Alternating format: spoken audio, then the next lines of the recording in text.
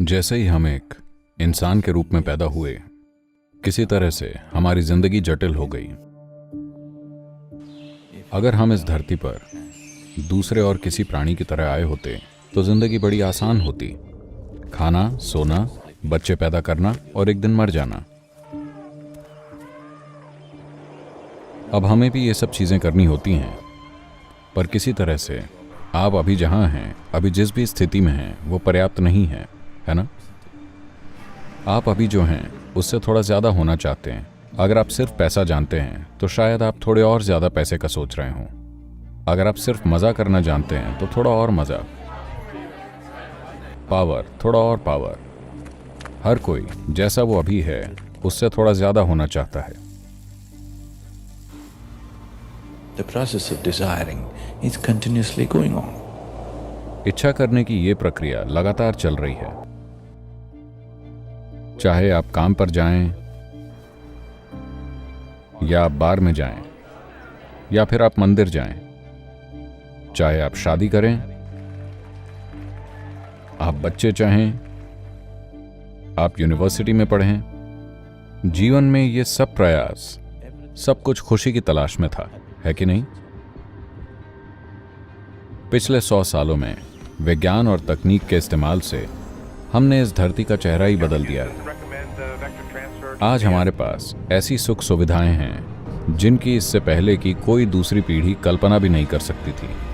निश्चित ही हम इस धरती की वो पीढ़ी हैं जो सबसे ज्यादा आराम में हैं। ऐसा ही है ना? पर क्या हम सबसे खुशहाल पीढ़ी भी हैं? तो ये कारगर नहीं हुआ।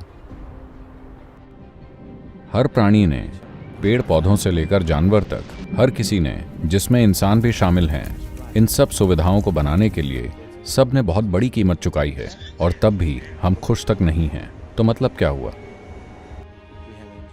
आज हमने कई तरह से दुनिया की इंजीनियरिंग की है ताकि ये हमारे लिए बेहतर काम करे, है ना? पर हमने खुद के बारे में कुछ भी नहीं किया है। समय आ गया है कि हम इस पर अच्छे से गौर करें, है ना? पिछले 24 घंटों में आपने आनंद के कितने पल गुजारे?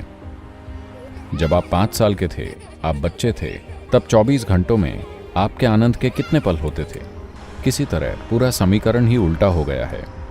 फर्क नहीं पड़ता आप कहाँ हैं, चाहे आप महल में हो या स्वर्ग में, पर अगर आपकी आंतरिक स्थिति अच्छी नहीं है तो उसके कोई मायने नहीं, है ना? ये मन परमानंद का स्रोत हो सकता था, पर ज्यादातर लोगों के लिए ये मन दुख का स्रोत बन गया है। तनाव, चिंता, डिप्रेशन। क्यों? बस इसलिए कि आपको इसे संभालना नहीं आता, है ना? See, there's only one problem with your life. Life is not happening the way you think it should happen. That's the only problem. देखिए, आपके जीवन के साथ सिर्फ एक समस्या है। जीवन वैसा नहीं हो रहा जैसा आप सोचते हैं कि इसे होना चाहिए। यही एकमात्र समस्या है। क्या कोई दूसरी प्रॉब्लम है? आपके आसपास का कोई भी 100% आपके हिसाब से नहीं होगा, है कि नहीं? कोई भी आपके हिसाब से नहीं चल रहा, ये ठीक है। प्रॉब्लम ये है कि ये वाला आपके हिसाब से नहीं चल रहा। यही समस्या है ना?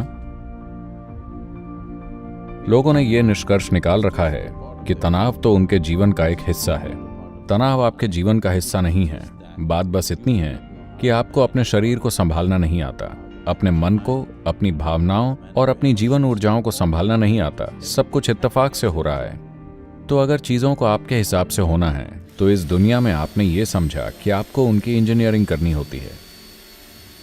यही आपके साथ भी है। आपकी कोई आंतरिक इंजीनियरिंग नहीं की गई है ना? बस इत्तेफाक से आप चलने की कोशिश कर रहे हैं। अब मैं बात कर रहा हूं आपके भीतर एक सही तरह की केमिस्ट्री बनाने की, जहां शांत और आनंद में होना आपके लिए बिल्कुल स्वाभाविक होगा।